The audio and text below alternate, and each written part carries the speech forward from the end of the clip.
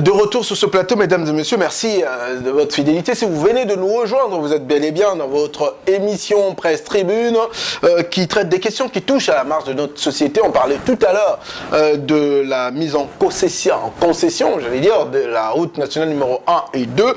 Et on va parler de l'augmentation du prix du gaz butane au Congo. Brazzaville, vous l'avez certainement suivi. Alors ça, je donne la parole à Ernest Dimi. Vous êtes quelqu'un qui est proche des populations. Vous l'avez suivi, cette augmentation. Finalement, le gouvernement a décidé d'augmenter cette denrée quand même très importante pour les ménages congolais. Et vous, qu'est-ce que cela vous a inspiré, cette augmentation, notamment quand on tient compte de la situation actuelle du pays? Bien, il faut voir la question, pour moi, à deux niveaux. D'un côté, l'État qui a l'obligation de rendre une existence normale, à l'aise et cohérente aux citoyens, doit assumer son obligation.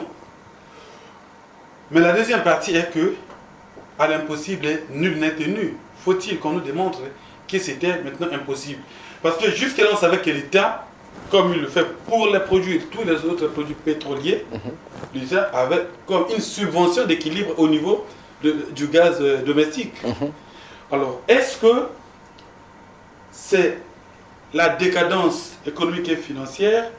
Est-ce que c'est le déséquilibre macroéconomique qui conduit le gouvernement à ne plus être à même de garantir cette subvention telle que cela a été le cas pour le CHU, pour l'université, autres à temps? Mais ça, c'est déjà une confirmation que je donne. Oui. L'État ne donne plus cette subvention. Voilà, donc c'est la conséquence immédiate et il faut en faire avec, puisque si celui qui donnait pour que ça soit un peu moins cher n'arrive plus, alors c'est tout à fait normal pour ne pas que l'entreprise tombe. Moi, je crois plutôt que ces choses doivent obéir à une certaine méthode. Ce qui m'a surpris, c'est le caractère brutal de ce passage. À côté, il y a un dépôt du gaz. Alors, quand vous allez jusqu'au dernier moment, avant qu'ils ne barrent, ils n'ont même pas effacé, ils ont seulement barré les prix. Ils ne savaient pas que ça devait changer. Or, on devait préparer l'opinion, préparer les gens à vivre cette nouvelle situation. Et c'est la même chose. Vous voyez les chocs qu'on a eu au niveau du péage. C'est ça. Du simple doux, paf, ça va, les gens ne sont pas préparés. Il faut préparer les gens. D'accord. Vous me donnez une belle phase, excusez-moi de vous interrompre, pour que donner la parole aux Congolais que nous les avons interviewés. Ils ont dit ce qu'ils pensent de cette augmentation. Suivez les Congolais. C'est pas normal d'augmenter les gaz comme ça. On achète seulement comme ça, on n'a pas de choix, comme on a augmenté, on achète seulement comme ça. Il faut que ça baisse un peu parce que comme ça, c'est pas bon. Avec des crises, avec des ruptures, là, c'est pas normal. Effectivement, oui, parce que par rapport au coût de la société, en fait, tu te dis que tu te réveilles un matin, tout change. Donc, avec ce que tu gagnes et ce que ton programme du mois, donc tout change. Donc le gaz, et puis on est un pays producteur de pétrole, bien sûr. Pour certains, c'est bon, mais pour d'autres, moi par exemple, ça m'arrange, mais pour d'autres personnes, ça n'arrange pas. Déjà à 5 000, c'est déjà élevé pour d'autres personnes. Bien sûr, il y a un impact au moment où déjà les autorités n'informent pas les gens que nous, demain ou après-demain, nous allons augmenter le prix du butane. Bon. Et chaque fois, c'est comme ça. Hein? Donc, quand vous donnez quelque chose à madame pour aller acheter soit le gaz, arriver là-bas, ça a augmenté. Vous voyez comment ça fait? Donc, c'est à peu près ça. Mais pour moi, je trouve que ce n'est pas bon. Hein? Avant d'augmenter quelque chose, informer la population de non. Tel jour, nous allons informer, nous allons augmenter le prix et vous dites pourquoi vous augmentez le prix.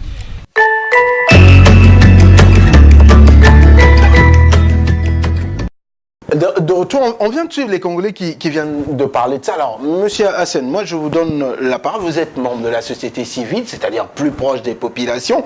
Vous l'avez également subi, ou alors vous les subissez peut-être pas, mais vous êtes quand même au courant de cette augmentation, il y a des raisons. Le gouvernement donne ses raisons, notamment cette subvention d'équilibre qui n'est plus disponible. Et pour le gouvernement, il fallait faire payer l'addition aux populations pour l'objectif fiabiliser la distribution ou bien la disponibilité du gaz, parce qu'on se rappelle, l'année dernière, il y avait toujours la rupture, mais pour ne plus qu'il y ait des ruptures, et faire en sorte que les populations s'approvisionnent, et il fallait passer par là. Pour vous, c'est une bonne décision? Ou il y avait autre chose à faire? Bon, en fait, le problème, ce n'est pas que la décision est bonne ou mauvaise, ils sont devant le fait accompli. C'est-à-dire que les nouvelles directives de la CEMAC veulent qu'il n'y ait pas de subventions ou trop de subventions de l'État pour soutenir plusieurs secteurs. Donc, ils sont obligés de suivre cette voie. Mais tout le problème, c'est qu'il y a des domaines de souveraineté nationale. Ça veut dire que déjà, au départ, cette société appartenait à 100% à l'État congolais parce que c'était Hydro-Congo.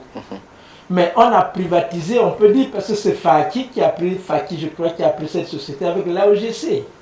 C'est devenu leur société à eux. Maintenant, le problème, c'est quoi? C'est que le gaz, le Congo, par exemple, j'ai les statistiques de 2016, a exporté 692 727 000 barils de butane qu'il a exporté. Et quand vous regardez la part qui revient au Congo, tout est presque aussi exporté, c'est-à-dire il y a la société Banque cantonale qui achète. Donc, quand le gaz est produit au Congo, la société Banque cantonale achète ce butane. Il l'amène soit au Gabon, il l'amène soit au Cameroun. C'est les deux destinations du butane qui quittent le Congo. Donc maintenant, la société GPL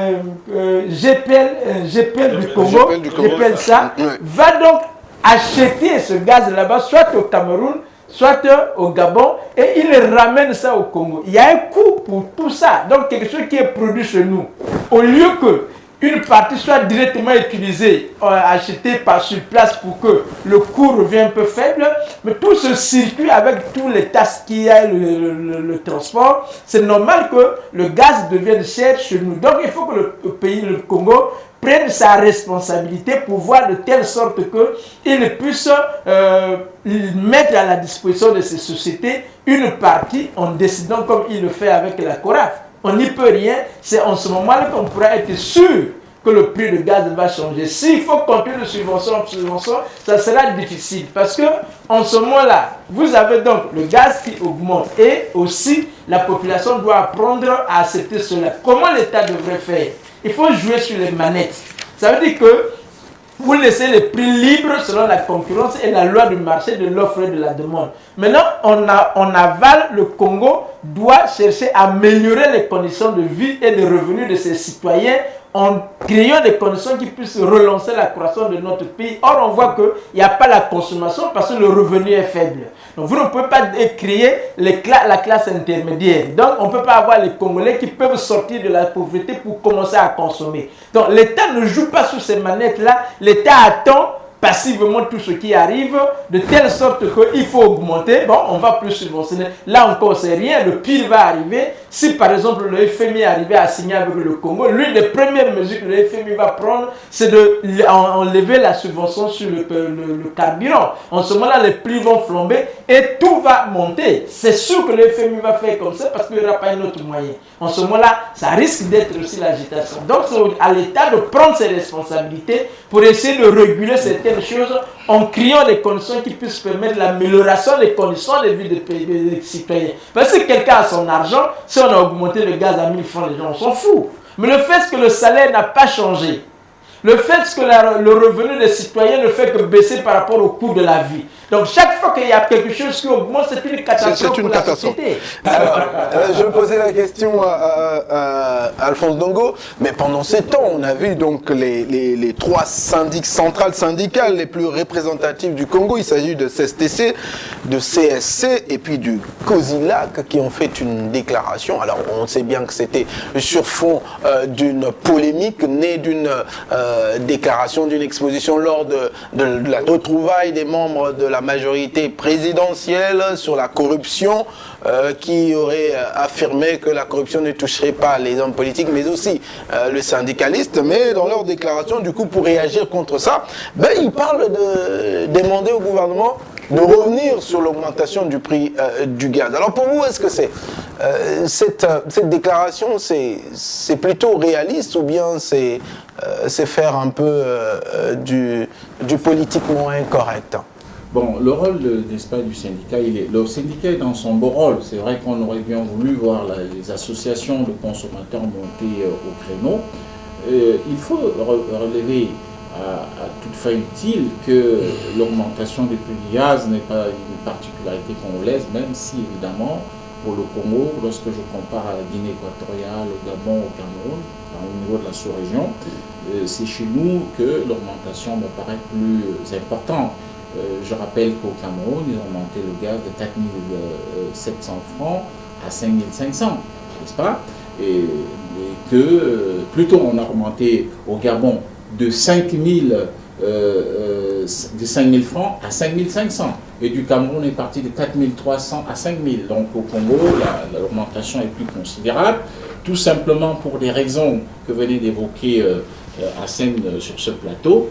Au-delà de la CEMAC, c'est surtout le Fonds monétaire international dans le cadre du réajustement qui a demandé à la CEMAC, n'est-ce pas, de faire que les pays africains, enfin de la sous-région, se désengagent quelque peu, n'est-ce pas, des taux de subvention. Et c'est vrai que pour le cas du Congo, la solution, à mon homme l'avis, aurait été pour que nous ne subissions pas les pénuries récurrentes que nous connaissions et qui, semble-t-il, expliquent, à entendre, n'est-ce pas, le gouvernement répondre à la question, que c'était parce que, bon, on voulait quand même mettre fin à cette série de pénuries. Oui. On aurait pu, dans ce cas, libéraliser le secteur. C'est-à-dire que Total est capable, sur la base, n'est-ce pas, de la régulation qui est faite par l'autorité de régulation des hydrocarbures, sur le prix plancher qu'il ne faut pas franchir, mais on donne la possibilité à d'autres acteurs du marché qui vendent des produits pétroliers, Total, pour moi, je ne fais pas leur publicité, ou X-Oil, de vendre aussi du gaz et d'avoir, pourquoi pas, leur bouteille de gaz. Mais dans ce cas, le produit serait disponible un peu partout. Et on ne vendrait pas le gaz comme on le voit aujourd'hui dans des maisons, ainsi de suite, avec des conséquences, des risques d'incendie. Donc on aurait pu, si il s'agissait, à entendre parler le gouvernement, notamment le ministère des Hydrocarbures, qui disait c'est pour mettre fin à des pénuries, maintenant vous voyez le gaz est disponible depuis qu'on a augmenté le prix, on aurait pu, n'est-ce pas, travailler avec l'autorité de régulation qui se table, qui base tout sur un prix plancher, mais en permettant à d'autres marketeurs de pouvoir... Parce que le risque aujourd'hui, c'est que GPL est en situation de monopole. Dans quelques jours, GPL peut se retrouver en situation n'est-ce pas, de pénurie. Ouais. Et avec l'érosion des devises qu'on connaît, parce qu'au-delà du Cameroun, dont on fait allusion à Hassem, il est revenu que souvent, on est obligé même parfois de commander du gaz au Brésil. N'est-ce pas? Et cela demande des devises. Donc, pour moi, on aurait pu laisser la possibilité à d'autres marketeurs, n'est-ce pas, de vendre du gaz. Quitte à ce que, bon, même si on a une multitude de bouteilles, Total, Puma, et ainsi de suite, mais ça pouvait être à l'avantage des consommateurs que nous sommes. D'accord, on va terminer avec vous parce qu'on a déjà consommé notre temps. Ernest Dimi, pour vous, la solution proposée par Alphonse Dogo vous semble quand même réaliste. Parce qu'à un moment donné, il faut ouvrir le marché. Oui, moi je crois, Sergio, nous vivons tous au Congo. Vous voyez qu'on n'a plus trop de problèmes de téléphone, c'est parce qu'il y a l'ouverture du marché. Vous voyez, vous pouvez avoir 2 SIM. Alors, quand une compagnie a quelques difficultés, vous profitez là où il y a quelques avantages. C'est ce que nous faisons aujourd'hui, pourquoi on n'a pas trop de problèmes personnels ou personnalisés au niveau de la téléphonie. Ça doit être la même procédure pour les autres secteurs, au-delà des histoires des hydrocarbures ou du gaz.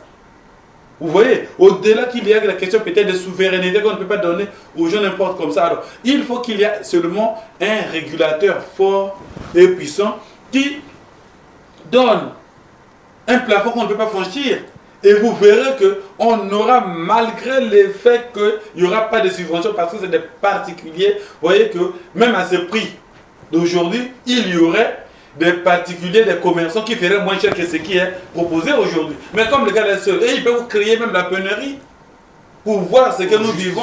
Voilà, une certaine augmentation. Donc c'est même, on est permanemment en danger par rapport à cette histoire de gaz. Et la solution, oui, la solution c'est la libéralisation.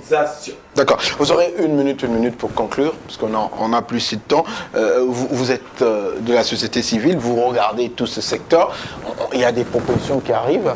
Est-ce qu'on peut se dire que l'augmentation, voilà, il faut l'accepter comme telle, ou moi la question qui me chagrine, je dis, qui finalement profite de cette augmentation? La population, ou bien il y a d'autres choses au-dessus de ça?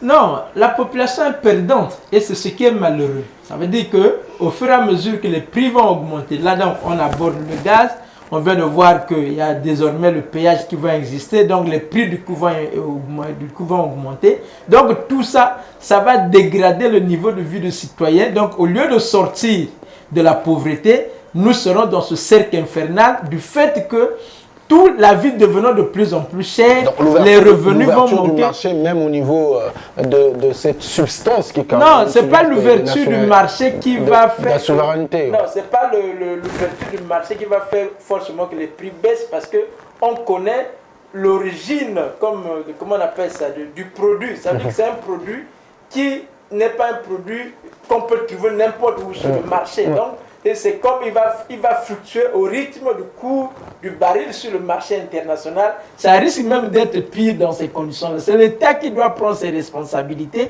Parce que le seul problème, c'est que le gaz est produit chez nous, mais il est vendu ailleurs. Et nous devrons aller acheter chez les autres pour ramener chez nous. Merci, Alphonse Dongo.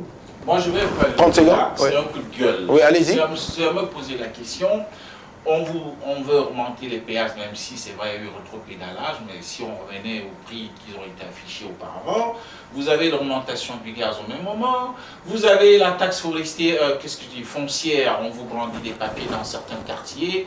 Je me pose la question, si nous étions à l'époque du monopartisme d'État, et là j'ai aimé cette période, je suis sûr que le parti serait sorti, n'est-ce pas, de sa réserve pour dire certainement qu'on veut coller une insurrection populaire au président de la République, parce que je ne peux pas comprendre qu'on puisse sortir ce genre d'augmentation, cette valse de prix, à un moment où les populations sont démunies, les gens n'ont pas d'argent. C'est comme si, bon, évidemment, on voudrait que les gens se révoltent et que, bon, on trouve une justification pour quelque chose. Moi, je n'en sais rien. Je ne vais pas politiser les choses. Je sais ce que ça signifie sur le plan économique en cette période d'austérité, qu'il faut augmenter certains prix, que l'État doit se désengager des subventions. Mais en même temps, l'État doit aussi jouer le rôle social, amortir le choc. N'est-ce pas? C'est aussi ça. Et on va se rappeler d'ailleurs du message de l'or sur l'état de la nation, le président de la République qui avait dit les contrats sociaux ou bien les engagements sociaux de l'État devaient rester à l'État. Et voilà, on va terminer avec vous, Ernest Dimi, 30 secondes parce qu'on n'a plus le temps. Oui, mais moi je crois plutôt que le Congo est dans une sorte de convergence des catastrophes parce qu'il est en train de payer en réalité les conséquences de l'hyper-socialisation ou de l'hyper-socialité de sa gestion. Pourquoi je le dis? Il y a eu un moment, il fallait faire le social, réalité le social. On subventionnait tout, même quand le pays se portait bien, on voulait la gratuité en tout. Et voilà pourquoi les Congolais ont du mal à avaler la moindre évolution alors que c'est des choses qui sont normales dans les autres pays. Donc moi je crois qu'aujourd'hui, il y a cet aspect qu'il ne faut pas négliger, mais quand tout arrive au même moment, il faut craindre que, en tout cas, l'eau déborde le vase. Merci beaucoup, merci à monsieur Hassen, Clovin Hassen, de retour sur le plateau de Presse Tribune. Merci Alphonse Dongo pour tes analyses. Je rappelle que j'ai été recommandé de vous recevoir aujourd'hui pour revenir sur le Fonds monétaire international, FMI, mais malheureusement on n'a pas eu le temps pour l'aborder. Je pense qu'on pourra l'aborder dans la prochaine occasion. Merci à Ernest Dimi, le chroniqueur politique. Oh, les choquants, parce que vous choquez tellement les gens quand vous parlez. Mais bon, allez, merci beaucoup. L'homme de chiffres. Voilà, l'homme de chiffres, lui, on est reconnu pour ça. Merci à vous, très chers téléspectateurs, d'avoir suivi ces numéros de Presse Tribune. On vous donne rendez-vous les dimanches prochains avec le même plaisir et le même sens des devoirs. D'ici là, portez-vous bien, à très bientôt.